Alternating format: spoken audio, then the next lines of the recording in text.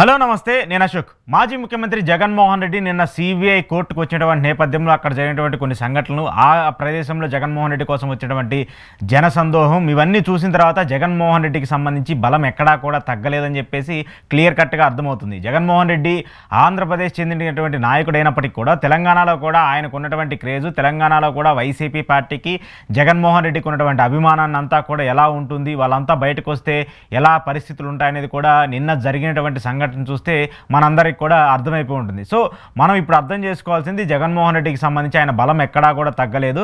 అటు ఆంధ్రప్రదేశ్లో ఉన్నా ఇటు తెలంగాణలో ఉన్నా ఎక్కడున్నా కూడా జగన్మోహన్ రెడ్డికి ఒక సపరేట్ ఫ్యాన్ బేస్ ఉంది.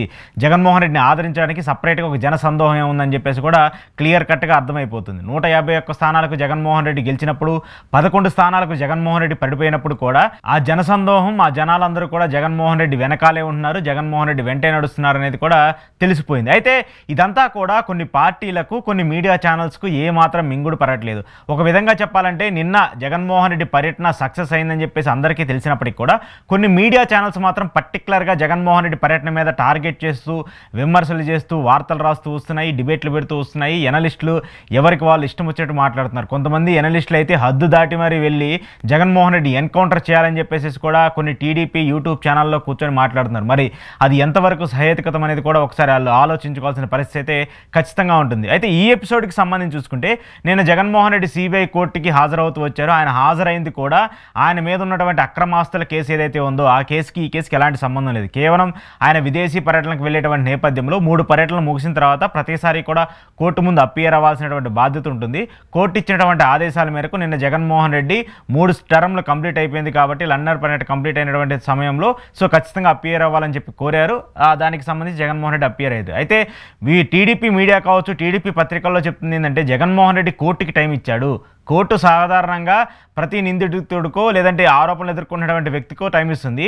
అలాంటిది ఒక క్రిమినల్ కోర్టుకి టైం ఇచ్చాడంటూ కూడా పెద్ద ఎత్తున విమర్శలు చేస్తున్నారు. క్రిమినల్ కోర్టుకి టైం ఇవ్వలేదు. అక్కడ ఆర్డర్స్ ప్రకారము జడ్జితో మాట్లాడుకొని ఏ టైం ఉంటుంది, ఎంత టైం ఉంటుంది, అసలు అక్కడ అపీరెన్స్కి ఎంత టైం ఉంటుంది అనేది కూడా ఒక షెడ్యూల్ ప్రకారమే జగన్మోహన్ రెడ్డి షెడ్యూల్ ప్లాన్ చేసుకున్నారని చెప్పేసి వైసీపీ నేతలందరూ కూడా చెప్తున్నారు. సో ఇదంతా కూడా జగన్మోహన్ రెడ్డి ప్లాన్ సక్సెస్ అవటం కావచ్చు, అలాగే హైదరాబాద్లో జగన్మోహన్ రెడ్డికి మంచి క్రేజ్ రావటము, జగన్మోహన్ రెడ్డికి సంబంధించి హైదరాబాద్లో ఉన్నటువంటి ఆంధ్ర సెటిలర్లందరూ కూడా ఘన స్వాగతం పలకడం, ఇవన్నీ చూస్తూ ఉన్నప్పుడు జగన్మోహన్ రెడ్డికి సంబంధించిన బలం ఏమాత్రం తగ్గలేదనేది కూడా ఖచ్చితంగా అర్థమవుతుంది. సరే, మిగతా వాళ్ళకి సంబంధించి వాళ్ళు ఎన్ని ఆరోపణలు చేశారు, ఏం మాట్లాడుతున్నారు, ఎలా మాట్లాడుతున్నారు అనేది పక్కన పెట్టేస్తే మాత్రము హైదరాబాద్లో ఉన్న వాళ్ళకి తెలంగాణ సమాజం మొత్తం కూడా నిన్న జరిగినటువంటి ఈ పర్యటన, నిన్న జరిగినటువంటి ఈ సంఘటన చూసిన తర్వాత జగన్మోహన్ రెడ్డి బలం ఎంత దారుణంగా ఉంటుందో, జగన్మోహన్ రెడ్డి వెనకాల జనసైన్యం ఎంత పెద్దగా ఉందో అనేది కూడా అర్థమైపోతూ వచ్చింది. అయితే ఏదైతే ఇటీవల జరుగుతున్నటువంటి కొన్ని పర్యటనలు చూస్తున్నటువంటి ప్రతిసారి కూడా జనాలు మాత్రం తండోపతండాలుగా వస్తున్నారు, విపరీతంగా వస్తున్నారు, ఆయనకి జేజేలు కొడుతూ ఉన్నారు. 11 స్థానాలకు పడిపోయిన తర్వాత, తీవ్ర స్థాయిలో వ్యతిరేకత వచ్చిన తర్వాత, ప్రభుత్వాన్ని కోల్పోయి కూడా ప్రతిపక్ష నేతగా కూడా లేకున్నటువంటి జగన్మోహన్ రెడ్డికి ఈ ఆదరణ చూస్తుంటే ఒక విధంగా వైసీపీ పార్టీలో జోష్ కనిపిస్తుంది, వైసీపీ పార్టీలో సంతోషం కనిపిస్తుంది, మళ్ళీ మనం లెగవంగలమం అనేటువంటి ఒక నమ్మకం కనిపిస్తుంది. గతంలో 23 స్థానాలకు పడిపోయినటువంటి టీడీపీ ఎలా అయితే బౌన్స్ బ్యాక్ అవుతూ వచ్చిందో, సరే పొత్తుల ద్వారా వచ్చారా లేదంటే కూటమి కట్టి పవన్ కళ్యాణ్ సపోర్ట్తో, బీజేపీ సపోర్ట్తో వచ్చారనేది పక్కన పెట్టేస్తే మాత్రము మళ్ళీ అధికారంలోకి రావడం కోసము కార్యకర్తల దగ్గర నుంచి వచ్చినటువంటి సపోర్ట్ కావచ్చు, అలాగే మిగతా పార్టీలు ఇచ్చినటువంటి సపోర్ట్ ఎలా ఉంటుందో మనం చూసాము. సో కానీ జగన్మోహన్ రెడ్డికి అలాంటి సపోర్ట్ లేకపోయినా కూడా ఆయనకు ఉన్నటువంటి 40% ఓట్ బ్యాంకు, 40% మంది ప్రజలు ఎవరైతే ఉన్నారో వాళ్ళందరూ కూడా జగన్మోహన్ రెడ్డికి పట్టం మళ్ళీ కట్టడానికి సిద్ధంగా ఉన్నారంటూ కూడా అర్థమవుతుంది. సో ప్రభుత్వం మీద ఖచ్చితంగా వ్యతిరేకత ఉంటుంది, ఆ ఓట్ బ్యాంక్ మొత్తం కూడా డివైడ్ అయ్యే పరిస్థితి ఉంటుంది. సో వీటన్నిటినీ కూడా ఎమర్జ్ చేసుకోవడానికి జగన్మోహన్ రెడ్డికి ఒక కార్యాచరణని సిద్ధం చేసుకోబోతున్నాడు. జనవరి తర్వాత నుంచి జగన్మోహన్ రెడ్డి పూర్తి స్థాయిలో జనాల్లో ఉండాలని చెప్పేసి నిర్ణయం తీసుకున్నట్టు కూడా తెలుస్తుంది. దానికి సంబంధించి ఇప్పటికే కార్యవర్గాలు ఏర్పాటు చేసుకోవడము, జిల్లాలకు సంబంధించినటువంటి జిల్లా పర్యటనలు ఖరారు చేసుకోవడము, ముందుగా ఉత్తరాంధ్ర నుంచి జిల్లా పర్యటన మొదలు పెట్టాలని చెప్పేసి అనుకోవడము, ప్రతి జిల్లాకి సంబంధించి వారంలో ప్రతి నియోజకవర్గంలో కూడా వెళ్ళి కనీసం 2 రోజులు అక్కడ బస చేసి అక్కడ ఉన్నటువంటి కార్యకర్తలతో కలిసి అక్కడ ఉన్నటువంటి ఇబ్బందులు కావచ్చు, అలాగే ఆ ఇన్ఛార్జీలకి సంబంధించి, పార్టీ ఇన్ఛార్జీలకు సంబంధించి మాట్లాడటము, వాళ్ళతో ఉన్నటువంటి ఇబ్బందులు అవన్నీ తెలుసుకోవటము, మెయిన్గా ప్రభుత్వానికి సంబంధించి ప్రభుత్వం ఇచ్చినటువంటి హామీల అమలుపైన, అలాగే ఇప్పుడు ప్రస్తుతం ఏదైతే మెడికల్ కాలేజీల మీద ప్రైవేటీకరణ మీద చేస్తున్నటువంటి ఉద్యమం ఏమైతే ఉందో ఆ ఉద్యమం లాంటి మరిన్ని ఉద్యమాలకు కూడా వైసీపీ పిలుపులు ఇవ్వాలని చెప్పేసి కూడా నిర్ణయించుకుంటూ ఉంది.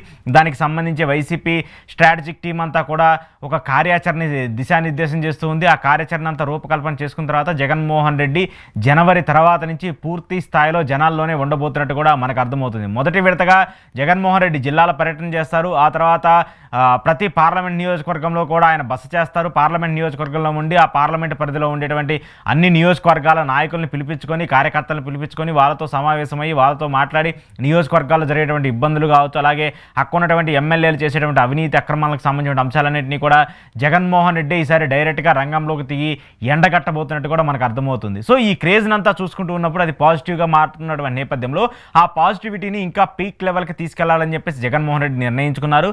దానికి ఆదేశంగానే, దానికి అనుగుణంగానే వైసీపీ శ్రేణులందరూ కూడా ఇప్పటికే జగన్మోహన్ రెడ్డి ఇచ్చినటువంటి ఆదేశాలన్నింటినీ కూడా పాటిస్తూ వస్తున్నారు. మెడికల్ కాలేజీల మీద పోరు కావచ్చు, అలాగే రైతుల మద్దతు ధర కోసం పోరాటం కావచ్చు, నెక్స్ట్ రేపు డిసెంబర్లో విద్యార్థుల ఫీజు రియంబర్స్మెంట్కి సంబంధించి కూడా ప్రభుత్వం మీద ఒత్తిడి తెచ్చే విధంగా ఒక ధర్నాను కూడా పిలుపునిచ్చినటువంటి నేపథ్యంలో ఆ ధర్నాను కూడా సక్సెస్ఫుల్ చేయాలని చెప్పేసి కూడా వైసీపీ నిర్ణయించుకుంటుంది. సో ఇప్పటి వరకు వైసీపీ స్టార్ట్ చేసినటువంటి ప్రతి ప్రోగ్రాం కూడా సక్సెస్ఫుల్గా లీడ్ అయినటువంటి నేపథ్యంలో ఇప్పుడు జగన్మోహన్ రెడ్డికి వస్తున్నటువంటి ప్రజాదరణని, అలాగే ప్రభుత్వం మీద ఉన్నటువంటి వ్యతిరేకతని, ఈ రెండింటినీ కలిపితే ఖచ్చితంగా 2029 ఎన్నికల్లో జగన్మోహన్ రెడ్డి మళ్ళీ గెలిచే అవకాశాలు ఉంటాయి.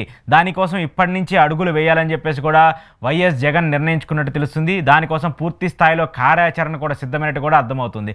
బలం ఏమాత్రం తగ్గనటువంటి జగన్ని ఎదుర్కోవడానికి కూటమి ఎన్ని ఇబ్బందులు పెట్టినా, కూటమి మళ్ళీ కలిసి వచ్చినా, మళ్ళీ ఎన్ని ఇబ్బందులు పెట్టినా, ఎంతటి అంశాలను తీసుకొచ్చినా సరే వాటన్నిటిని ఎదుర్కోవడానికి నేను సిద్ధంగా ఉన్నాను అనేటువంటి ఇండికేషన్ ఇప్పటికే జగన్మోహన్ రెడ్డి ప్రభుత్వానికి ఇచ్చేశాడు. కాబట్టి మరి ప్రభుత్వం ఇంకెన్ని ఇబ్బందులు పెడుతుంది, వాటన్నిటిని జగన్మోహన్ రెడ్డి ఎలా ఎదుర్కొని నిలబడతారనేది మాత్రం చూడాల్సి ఉంది.